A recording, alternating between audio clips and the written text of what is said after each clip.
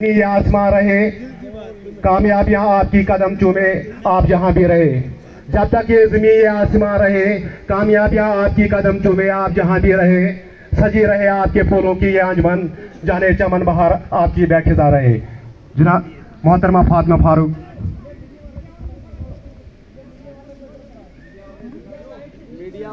औज़ु बिल्लाहि मिनश शैतानिर रजीम, बिस्मिल्लाहिर रहमानिर रहीम।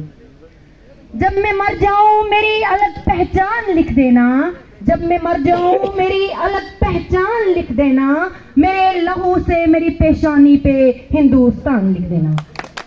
काबिले इज्जत रियासत जम्मू कश्मीर के हर दिल अजीज लीडर जनाब गुलाम नबी आज़ाद साहब, डेमोक्रेटिक प्रोग्रेसिव आज़ाद पार्टी के वाइस चेयरमैन मोहतरम गुलाम GM सरूरी साहब, आपके और हमारे हर दिल अजीज लीडर अब्दुल मजीद वानी साहब, जितने भी मंच पे बैठे हुए काबिले इज्जत हजरात, मेरी साथी, यहाँ पे मेरी बहनें, मेरी माएँ, बुजुर्ग, यूथ, अस्सलामु अलैकुम व आदाब। सबसे पहले मैं आपके सामने आजाद साहब की नजर एक शेयर करना चाहती हूँ। जब से आजाद साहब ने अपनी पार्टी लॉन्च की है, वहां से आज तक का सफर मैं इनकी नजर एक शेयर करना चाहती हूं। मैं तो तन्हा ही चला था जानबे मंजिल, मैं तो तन्हा ही चला था जानबे मंजिल, हम सफर मिलते गए कारवां बनता गया। मैं आप लोगों से ये गुजारिश करना चाहती हूं कि खुदारा अपने साथ धोखा मत करो। अगर बंदा किसी से नफरत करता है तो वो गलत काम करता है, लेकिन उसकी बुराई खुद पे भी आती है। मैं यहाँ से चल के आई, मैंने आपकी रोड का हाल देखा, हालांकि डॉक्टर जतिंदर सिंह यहाँ का रहने वाला है। मैं यहाँ से शेम कहती हूँ उसकी पॉलिटिक्स पे कि जिसके घरों की माएँ बहनें सड़कों पे बैठी हुई हैं और वो वहाँ पे पिज्जा और बर्गर खा रहे हैं। अरे भैया, ऐसे तो मैं भी अपनी ब्लॉक में शायद नहीं चल पाती, क्योंकि मेरी 13 पंचायत हैं और 91 वार्ड हैं। तो मैं फक्र से कहती हूँ कि ऐसा हाल वहाँ पे भी नहीं है। हालांकि हमारे पास तो फंडिंग ही नहीं आती, लेकिन मैं आपको कहना चाहती हूँ कि उनकी इतनी हुकूमतें रही, कोई डेवलपमेंट यहाँ नहीं की। हमारे आजाद साहब की 27 मंथ की वो डेवलपमेंट याद कीजिए, वो दौर याद कीजिए।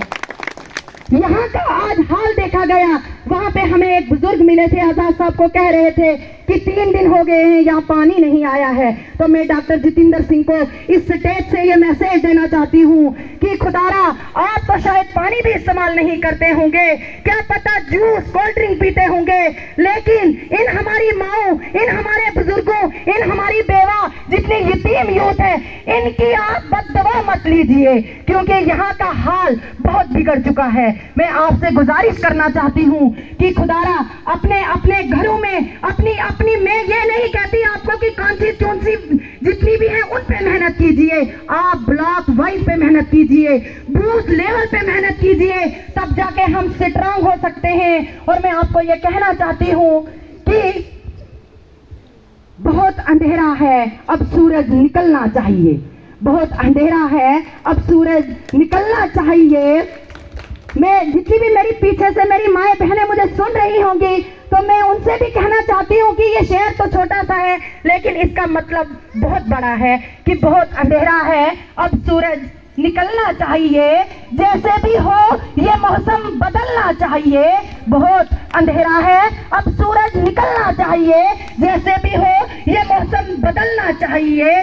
और जो चेहरे बदलते हैं रोज नकाबों की तरह, जो चेहरे बदलते हैं रोज नकाबों की तरह, जनाजा उनका बड़ी धूम से निकलना चाहिए। मेरी बहनों और भाइयों, मैं आपसे कहना चाहती हूँ कि वो वक्त दूर नहीं है जब हम, जितनी भी मेरी गरीब माएँ बहनें बैठी हैं, हम भी किसी अच्छे जगह पर पहुंचेंगे। आपसे झूठ बोल के आपके वोट लिए, आपकी सपोर्ट ली, आज आपको नजर आते हैं कहीं वो लोग। मैं यहाँ से उन्हें कहना चाहती हूँ कि आपने वादे तो बड़े बड़े किए थे, बेटी बचाओ बेटी पढ़ाओ, तो हमें लगता है हमारे बदन पे सिर्फ कपड़े रह गए जब से ये हुकूमत आई है, क्योंकि ना ही हम कहीं फील्ड में निकल सकते हैं। अगर हम जाएं तो जाएं कैसे?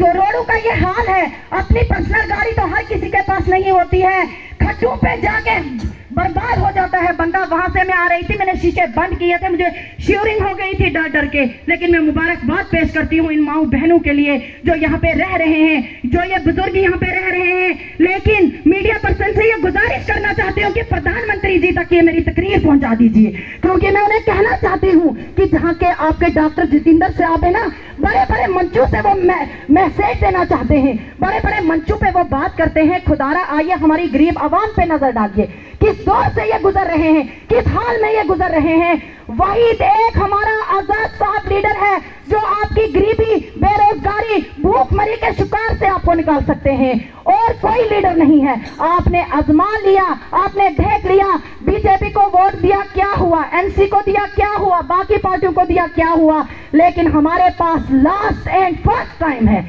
अगर हमने अपने आप को सुधारना है, हम आजाद साहब के हाथ मजबूत करने होंगे, वरना हमारी आने वाली नस्लें बर्बाद हो जाएंगी, क्योंकि अब हमारे पास कोई दूसरा ऐसा कद्दावर लीडर नहीं है जिसके पीछे हम चलें, क्योंकि आज तक हम सदियों से चलते आ रहे हैं। और मैं आप लोगों से यह भी गुजारिश करना चाहती हूँ कि देखिए, अगर आज हमने मेहनत की और इंशाल्लाह आने वाले वक्त में हर एक बंदा, चाहे वो कितना ही छोटा क्यों नहीं होगा, लेकिन वो आजाद साहब होगा। और मैं आपसे यह भी कहना चाहती हूँ